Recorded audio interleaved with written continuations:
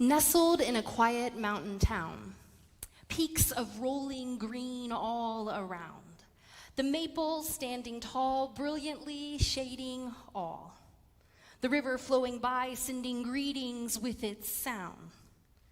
My Sunday morning walk felt just the same, though I had traded the Missouri dirt for Vermont's green. But just across the way stood the steeple of United Church of Lincoln, ready to greet the day. Now, Pentecost was not a norm for me. My church growing up did not follow the liturgical calendar, and I had not experienced the fullness of a true Pentecost Sunday. But I'll tell you now, after spending 3 weeks in beautiful Vermont, teaching a sermon series on how to listen for the Holy Spirit, I think every Pentecost should be spent in the Green Mountain State.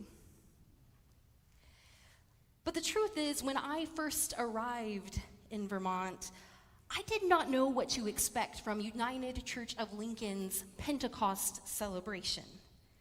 But I knew that my arrival had spurred some excitement. So I started my Sunday morning like I do every Sunday. I took a walk. I made my way to the church building, all the while taking in the glorious view of the Green Mountains and feeling the rush of wind on my face.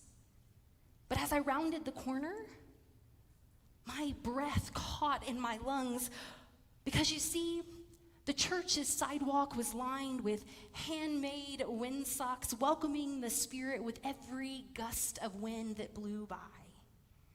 I stood in awe for a few moments, just trying to take it all in. Watching the wind bring the windsocks to life and watching them dance ever still. The church doors were open as a sign of invitation, welcoming all to come and be filled with the Holy Spirit.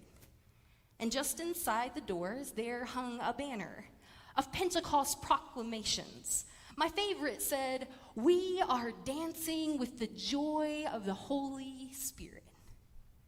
And as I made my way into the sanctuary, I realized that the whole room was filled with these Pentecost reminders. There were chains of purple doves and ribbons of yellow and oranges and reds. And in the very back of the room, nestled in a corner, there was a tree decorated in honor of the Holy Spirit. And just like here in our 2BC sanctuary, hanging just at the front was a dove haloing the choir loft. I had never experienced a Pentecost like this before. One so beautiful, one so intentional, one so filling. Now, if you're like me, you might be wondering, what is Pentecost? I didn't grow up with this tradition. Maybe all of you already know, or maybe you don't pay attention all the time. So I started asking people around me to describe this because I thought it would be helpful. What is Pentecost? And what I found is that there are two realms of responses to this question. One is that we go right to the tongues of fire falling. We talk about the diversity of the church and how everyone spoke in their own languages and had questions. Or two, we say, well, it was the start of or the birthday of the church, right? That's what we know, right? And neither of those things are wrong. That is the reason we gather in this very room today. But in my study of Pentecost, I have found that there are a few facts I'd like to share with you that I found, because there are things I didn't know about Pentecost. One, the festival of Pentecost was celebrated in the Old Testament. I didn't know this. Maybe you did, but I didn't. But it was there. Number two, the tradition of Pentecost in the Old Testament was that it was a harvest festival meant to celebrate the first fruits of the harvest. Number three, as David said earlier, Pentecost means 50th. So we celebrate it on the 50th day following Easter, sometimes the 49th, depending upon what calendar you use. And number four, as you probably are aware, Pentecost always happens on a Sunday.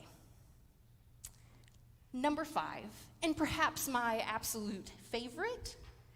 Number 5, it is the day when the entire church was accused of being drunk before 9 a.m. in the morning. Now, as you might imagine, this is not what I was hoping to find as I dove into this Pentecost passage, but it is the part that continues to perplex me. So I invite you to hear these words from Acts chapter 2 once again, perhaps with new ears. When the day of Pentecost had come, they were all together in one place. And suddenly from heaven there came a sound like a rush of violent wind, and it filled the entire house where they were sitting. Divided tongues as of fire appeared among them, and a tongue rested on each of them. All of them were filled with the Holy Spirit and began to speak in other languages as the Spirit gave them ability. All were amazed and perplexed, saying, "What does this mean?" But others sneered and said, "They're filled with new wine." But Peter, standing with the 11, raised his voice and addressed them, "Men of Judea and all who live in Jerusalem, let this be known to you, and listen to what I say. Indeed, these are not drunk, as you suppose, for it is only 9 o'clock in the morning. No, this is what was spoken through the prophet Joel. In the last days it will be that God's Spirit will be poured out over all flesh. Your sons and your daughters shall prophesy, and your young men shall see visions, and your old men shall dream dreams. Even upon my slaves, both men and women. In those days I will pour out my Spirit, and they too shall prophesy. Then everyone who calls on the name of the Lord shall be saved." You heard it, right? For they have been filled with new wine. It's a joke. It's a flippant response. It's a flippant judgment. It's humanity trying to grasp the unknowns of God. It's humanity trying to grasp the unknowns of humanity. It's the miraculous at work in humankind failing to understand. For the Spirit has arrived, but the response is one of mocking. The Spirit of God fills the people full, and those that claim to be people of faith, well, they overlook the Spirit's presence. It's perplexing, right? To see so clearly another's mistake. But it's also ridiculous to assume that we wouldn't do the same.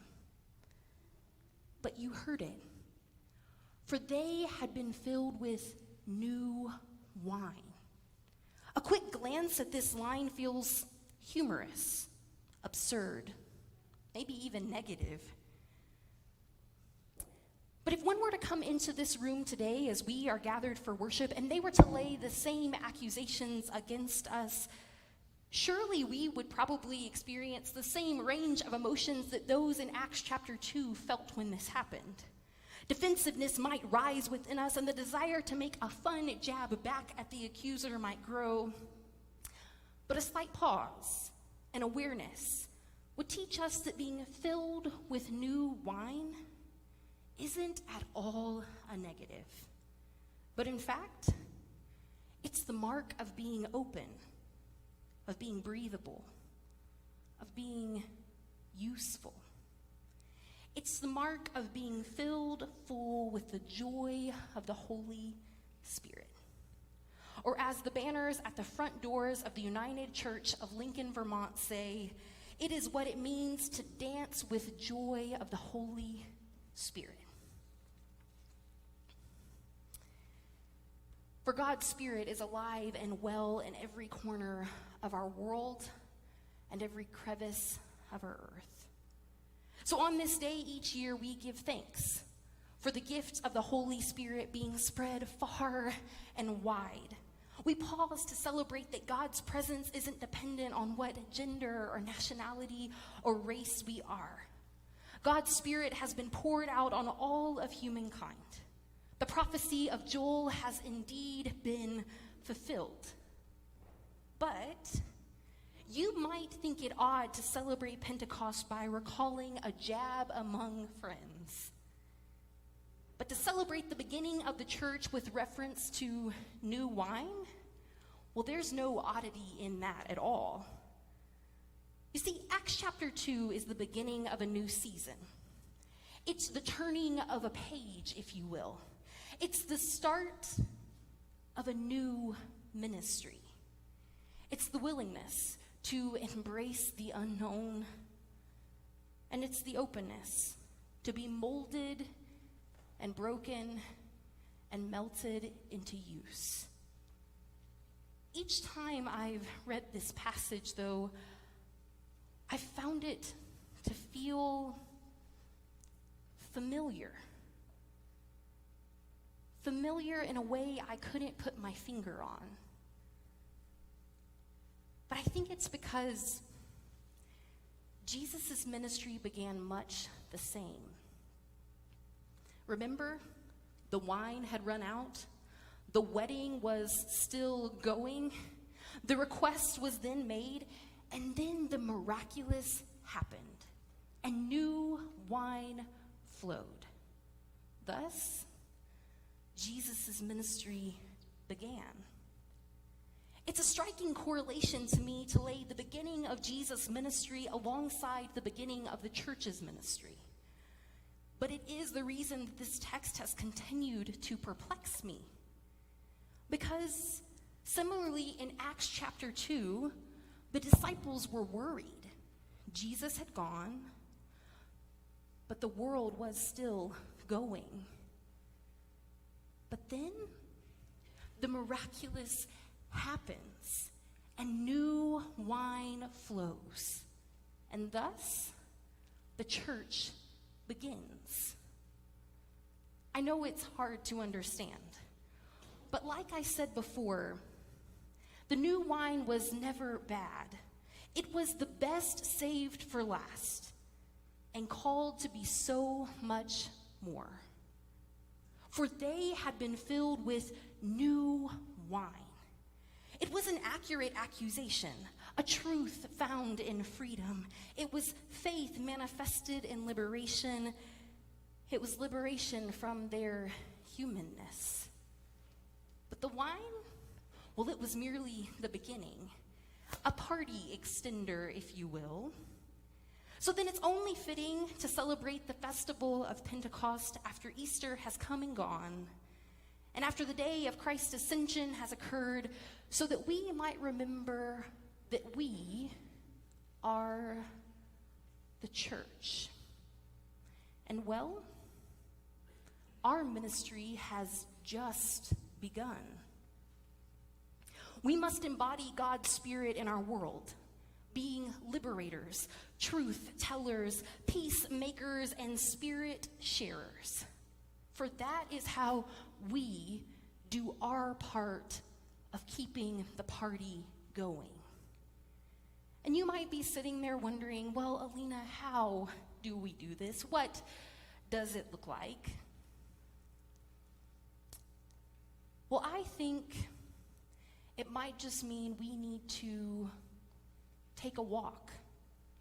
Whether through the green mountains of Vermont or down the aisles at Price Chopper, maybe we just need to take a walk and be keenly aware of our surroundings. For perhaps we might just round the corner, and like the windsocks who dance in the wind, we too might just be filled with new wine, paving the way, marking the path, and inviting all. For the Spirit is blowing. May she come and fill us up. For after all, the party is just beginning.